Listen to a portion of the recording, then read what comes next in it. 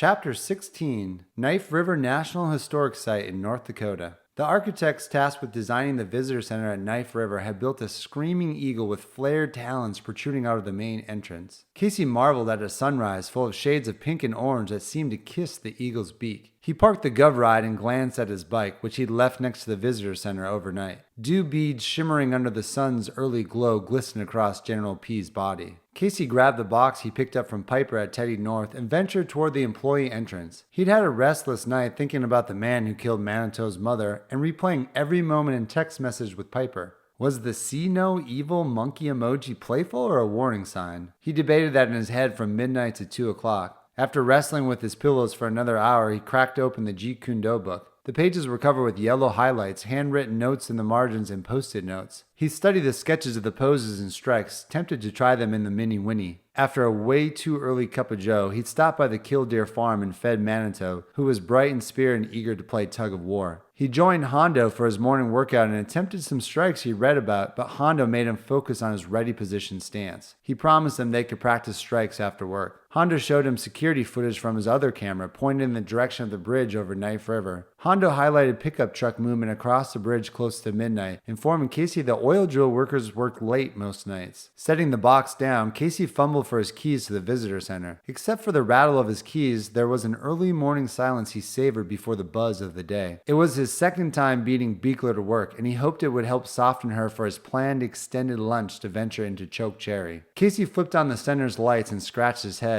What happened here? The entire merchandise wall looked like an EF5 tornado had torn through it. T-shirts bunched up in piles on the floor, souvenirs in wrong bins, metal display rods hanging loose from the corkboard wall. Early in his time at Knife River, he remembered a visitor taking down every t-shirt in search of a size medium that was nowhere to be found. He had watched Beekler hold her breath until the visitor left, then she marched Casey over to the rack and showed him how to put all the shirts back with military precision. She threatened to pull out a tape measure if he didn't meet her standards. He played ball, but hanging merchandise was the last thing he wanted out of a park ranger career. The screech of braking wheels averted his attention. He glanced out the window and saw Beekler parking next to his bike. She tossed her door open and shuffled toward him in a frenzy. She about-faced when she realized her lights were still on. He thought he heard a rare F-bomb out of her, but couldn't be sure. Casey made haste for the merchandise wall ahead of Beekler's entrance. He was reattaching a wall hook when Beekler barreled in. "I hope you had a fantastic birthday, Junior Ranger Clay." Beekler tossed her keys on the desk and flipped on the radio. "Meanwhile, I was attacked." Wait, what? Casey watched Beekler scurry over to the wall next to him, scrambling to put things back in place. She didn't have any visible marks and seemed to move faster than ever.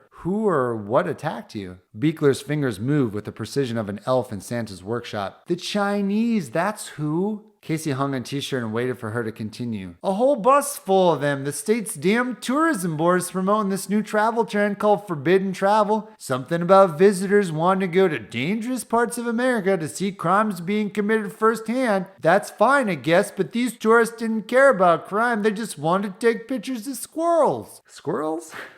Casey stifled a laugh. "Tell me more." "Don't you get cute with me. It was hell. I swear there was 200 people with those instant print cameras running around the visitor center. Every 10th word was squirrel, squirrel, squirrel, squirrel. Worst part is they arrived right before closing and they wouldn't leave." Casey covered his mouth, but it didn't stop his belly from vibrating. "You're killing me right now." "Then what happened?" "Shut up. It's not funny." Beekler found a magnet inside of a mug and swore under her breath. "So I found a guy who speaks English and he said if I can't show them squirrels, then maybe I could play them a video. I played our orientation film and they were taking pictures of the screen. By now it's after closing, so I turned off most of the lights, thinking that would be a clue. It wasn't. They just kept snapping their cameras with these loud clicking noises, click, click, click, click, click, followed by a blinding flash. Looked like Times Square on New Year's Eve, I swear to God." "I'm really sorry I wasn't here to see that. Seriously, that might have been the best birthday gift ever. I was surprised you left the merchandise like this." "That's the worst part. This tour guide, if you can even call him that, said they would stay until I left. He said it was rude in his culture to leave before closing." "That's total BS. Right?" Beekler closed her eyes and Casey pictured her replaying the nightmare again. "How'd you get them out?" "All the lights were out, so I grabbed the flashlight and tried to usher them out." Beekler shook her head. "But half of them were in the bathroom doing Lord knows what, so I pulled the fire alarm." "No freaking way." Casey studied her face and she seemed serious. "Yes, way. Apparently they understand the word fire and it was a mad dash for the exit. I'm surprised no no one got trampled to death on the way out. I followed the last person through the exit and locked the doors behind me. Called Chokecherry's fire department when I got to my car and told them it was a false alarm. I peeled out of the parking lot while they were still loading this huge red bus. I swear that bus turned into a fire-breathing dragon in my sleep last night. A private tour for Billy Geronimo and a bus full of Chinese tourists. Sounds like the most eventful day you've ever had at the Knife River Indian Villages. You can say that again. Speaking of Geronimo, he's the live interview on Nodak News this morning. Will you go turn that up while I finish up with the merch? Of course. Casey went behind the desk and turned up the radio. There was a help wanted advertisement for outlaw hunters of Chokecherry playing. We're seeking men and women with diverse backgrounds willing to work long nights and weekends in often dangerous environments. Base pay starts at $75K with the potential to earn tremendous bonuses when you bag the big fish. Apply right now online or in person and get ready for an exciting new career at Outlaw Hunters of Chokecherry. That sounds appealing, Casey thought. He had planned to visit Outlaw Hunters for lunch to satisfy Truckee and Honda, but now he was curious for himself. I wonder what the bonuses are. Geronimo's up next, Beekler said. Turn it up a little more, will ya? Casey cranked the dial as far as it would go. The speakers crackled like they were about to blow. The news anchor introduced Geronimo and congratulated him on receiving a key to the city. Casey had emailed Billy his resume last night, but received an automated email back thanking him for reaching out. The message informed him Billy was very busy and may or may not respond. Geronimo used many of the same talking points from his first lecture with the anchor, and he plugged his second tomorrow night. It made Casey think of Piper, and he prayed their date would go well. He'd studied the Munch Barn menu so he wouldn't fumble an order in front of her. Hearing Geronimo's voice on the radio gave him an idea to introduce Piper to Geronimo after the lecture. Beekler straightened the last t-shirt on the rack. She waddled to her stool next to Casey as the radio interview finished. "What'd you think?" Casey asked. "I think my only saving grace from yesterday was I got 20 new followers on the talk. Let me show you the video I posted. You're the star of the show." "This ought to be good." Casey watched Beekler pull out her personal phone and launch the app. "Oh, it is. You just wait." She clicked on the wrong button and a video surfaced of Beekler wearing glittery pants, shaking her booty while looking over her shoulder, lip-syncing Savage. Whoops, this isn't it. My retinas are burning. I can't ever unsee that. It's what the kids are into, I guess. She navigated to the correct video and handed him her phone. "Check this out." It was a clip from Casey's tour. Beekler panned between him and Geronimo during the Earth Lodge tour, letting the camera drift to Geronimo's ass every few moments. Casey hadn't caught this in real time, but at one point, Beekler twisted her camera around for a close-up of her face. She gave the camera her best peace sign, but it was as if you could see her mind realizing peace signs had gone out of style decades ago. To recover, she stuck her tongue between her peace sign and wiggled it back and forth.